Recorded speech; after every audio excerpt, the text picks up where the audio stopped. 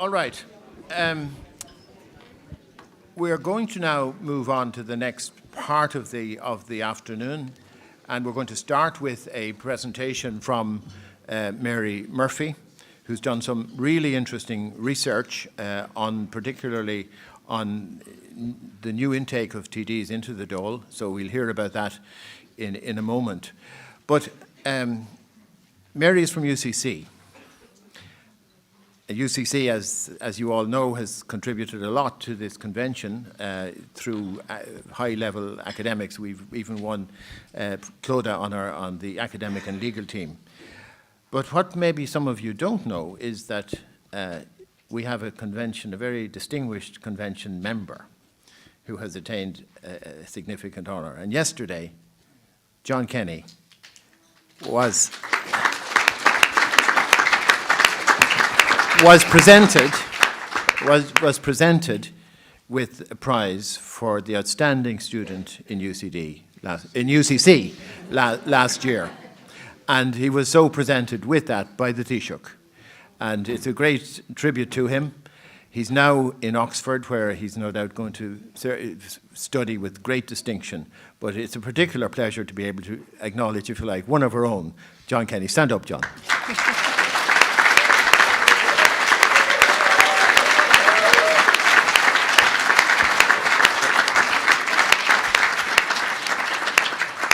So now, as you say, Mary, follow that. I did teach him, though. And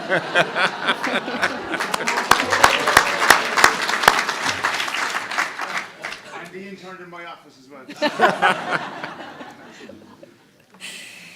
Okay, well, good afternoon, everyone, and it's a real pleasure to be here, and thank you to the convention team for the invitation. As Tom mentioned, the invite presumably has been motivated by some of the work that I've done looking at first-time TDs. And that work in turn was motivated by the 2011 generation of TDs, because following the 2011 general election, we saw the largest ever intake of new TDs. So I set about to examine their experiences and talk to them about their perspectives, and we discussed ideas about Dáil reform as well. So I engaged directly with a number of them, and I mean, what I would say is that I was, in all sincerity, impressed by the new generation of TDs. They're a very hard-working lot. They have wonderful aspirations. They're committed, and they want to make Ireland a better place. And I think it's important to acknowledge that, because when we talk about Dáil reform, although we're talking about an institution, we're talking about an institution which is composed of people. And they shouldn't be forgotten, I suppose, in terms of some of the arguments that we're addressing today. And I hope that doesn't sound too creepy when I say that I actually grew quite fond of them.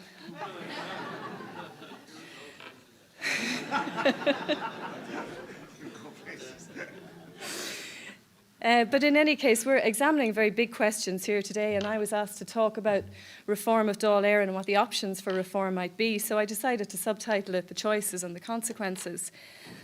So one of the first things I thought I would address is just maybe to return to basics for a moment, and to question, well, do we need Dáil reform?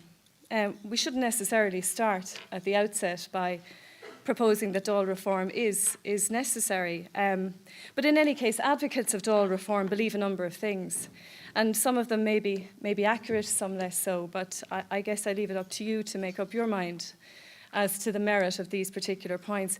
A lot of conversation about how the institution is not fit for purpose, and much of that was born out of this notion of Dáil Éireann constituting a dysfunctional parliament which facilitated the economic crisis, etc., etc. Of course, it didn't cause the economic crisis, but the argument is that it failed to adequately scrutinise and oversee political decisions and the actions of state institutions.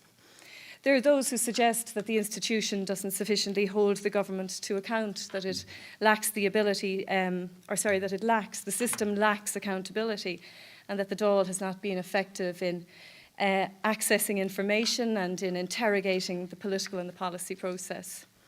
Others might suggest that the institution does not contribute effectively to the legislative process. The parliamentarians are sidelined. They're simply used as a rubber stamp to approve government-sponsored legislative proposals.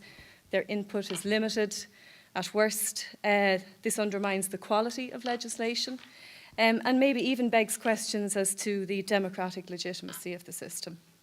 And then there are those who suggest that the institution is inefficient, that its manner of doing business is archaic, and that it's grounded in maybe unnecessary conventions and procedures. Now, regardless of your perspective on these questions, it's important to be aware that if we're to fix these problems, if we perceive them to be problems, that involves consequences, and that some of these consequences may be undesirable, or that they may in fact produce unanticipated effects. Now, parliaments themselves, and again, to sort of return to basics perhaps, parliaments are classified, in general terms, we classify parliaments along this, using these categories. So we would talk about active, reactive, and minimal parliaments. And Ireland, and I come from this as an academic, Ireland is classified as a weak, reactive legislature. Now, the consequence of this is that weak parliaments are associated with executive dominance. And in contrast, strong parliaments tend to be linked to weaker governments. Now, by weaker governments, I'm alluding to unstable governments, governments that don't necessarily go the full term. So there's a choice for us here. There's a choice that we have to consider. And the choice is, let's recognise and accept that Dáil Éireann fulfills two functions, two primary functions. One function is to sustain the government. And the other function is to scrutinise the government. Now, these functions aren't entirely compatible with each other. At present, the Irish parliamentary system prioritises sustaining the government. If you're to alter this balance, that will, of course, challenge executive dominance. But if you challenge executive dominance, you may undermine the stability of the system. So in other words, we may produce a scenario, if we're to tinker with this balance, we may produce a scenario where governments are no longer capable of serving a full term and of introducing their promised programmes for government, because the balance of power has shifted in the direction of Parliament. The question, therefore, that we face, and it's a very complex and a very difficult question, and it's one that is not easily addressed. The question is, do we ascribe primacy to the role for Parliament, which is focused on sustaining government, or do we advocate a stronger role for Parliament in scrutinising government, aware that this particular option may unsettle the stability of government? So it's not straightforward, I guess, is the key point to remember here. Now, what are the options in terms of addressing this particular challenge? And I've tried to, I've drawn on some of the discussions this morning and on some of the contributions from my colleagues, and I've tried to categorise what the options are. So the first one is, of course, constitutional amendment, change via referendum. Now, we did try that in relation to giving increased inquiry powers to committees. That was rejected.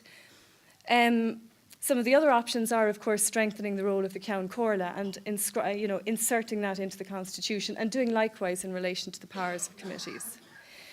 But I suppose what I would suggest is that political reform, and we can draw a distinction between political reform and constitutional amendment, political reform might be a more appropriate route to take, because political reform is about rebalancing power via internal institutional change, and particularly changes to standing orders.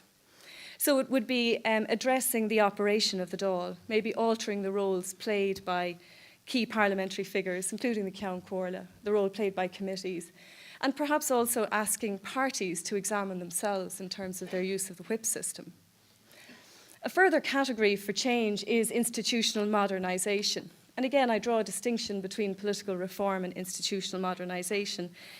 In a way, this is about practical and procedural changes to the day-to-day business of the House. This is maybe about making the Dáil a more convenient place to work, and perhaps a less frustrating place to work for parliamentarians as well. It would really involve challenging the organisational complexity of the organisation, of the institution itself. So amending the parliamentary timetable, perhaps, introducing a committee week, changing working practices, adopting family-friendly hours, but also greater use of IT in particular. And many of these changes have actually been introduced quite substantially since the 1970s in particular. Now, sometimes, of course, when we introduce changes of this nature, there is a danger that they actually sort of further solidify the imbalance of power between the government and Parliament, because they simply mean that you can get government-sponsored business through the House more quickly, for example. But once we're aware of that, that can be overcome. And then there's the whole question of cultural change, which is a different category again, and I know it's been mentioned a number of times today. And again, having engaged with the newest generation of TDs, I genuinely would be conscious of there being an element of cultural change and a change in mindset.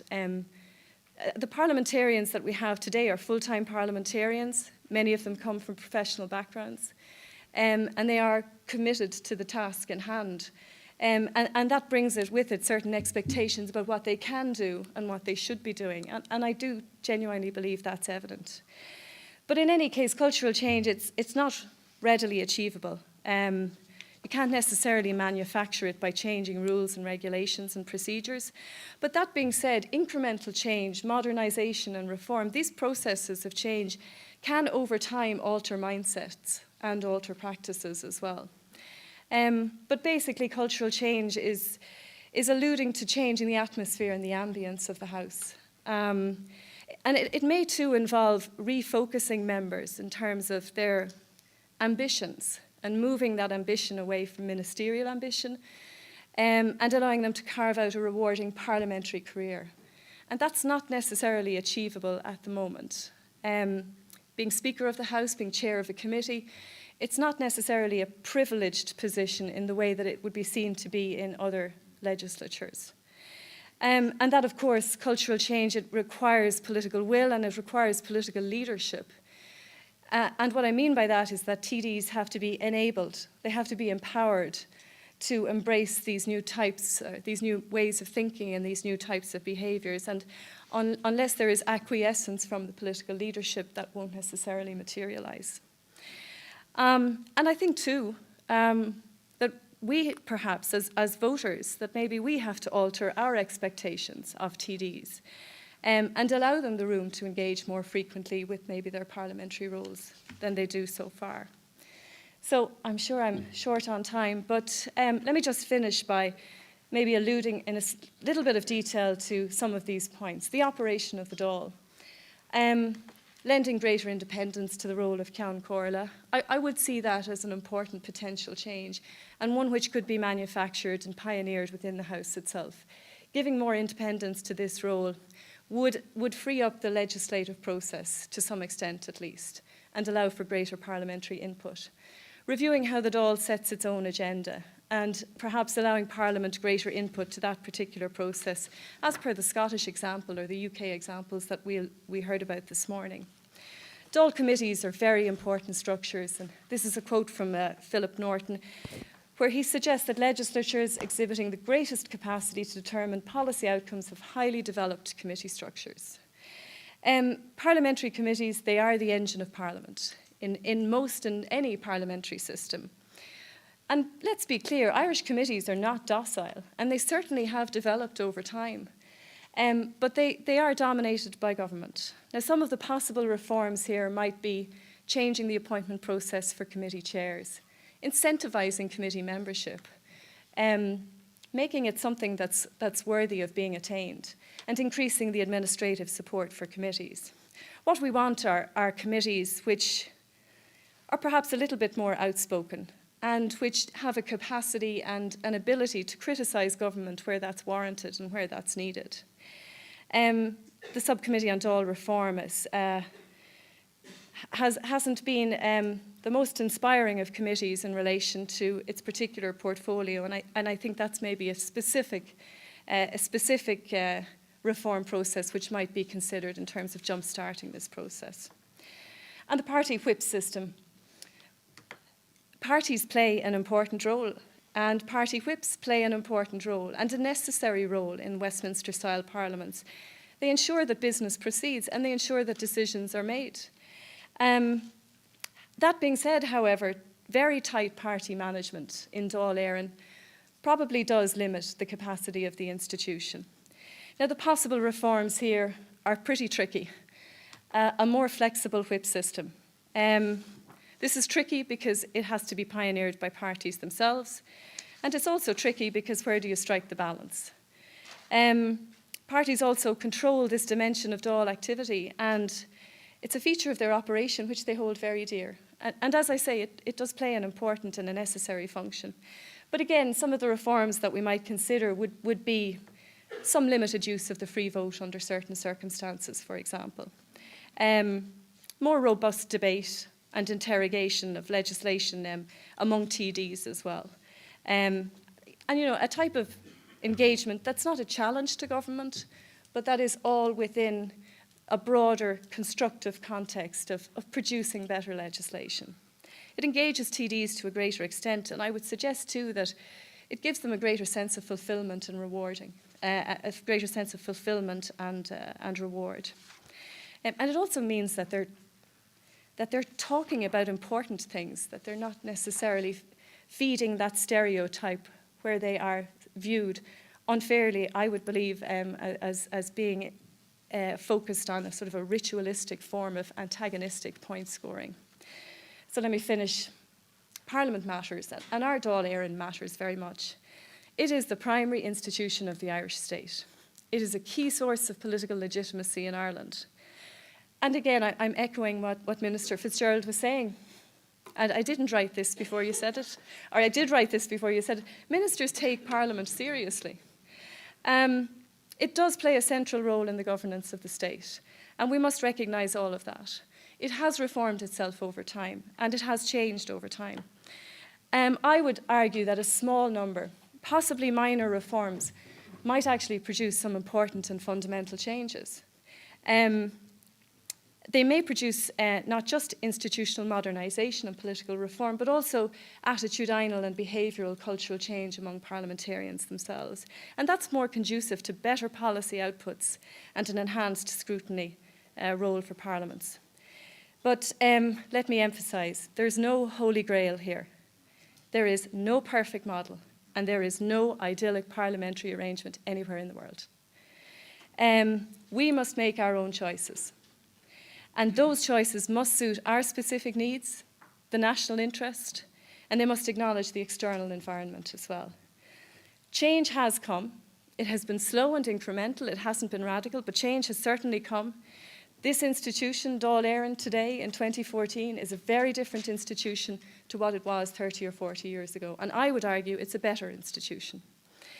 This forum and this convention now provides us perhaps with something of an opportunity to make it even better again. So I wish you well in that endeavour.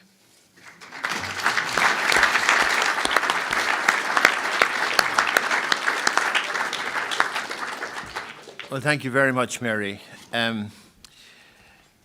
You know, the very first day we met in Dublin Castle on the 1st of December 2012, I said in my opening remarks, I noted the cynicism, public cynicism about politics and politicians.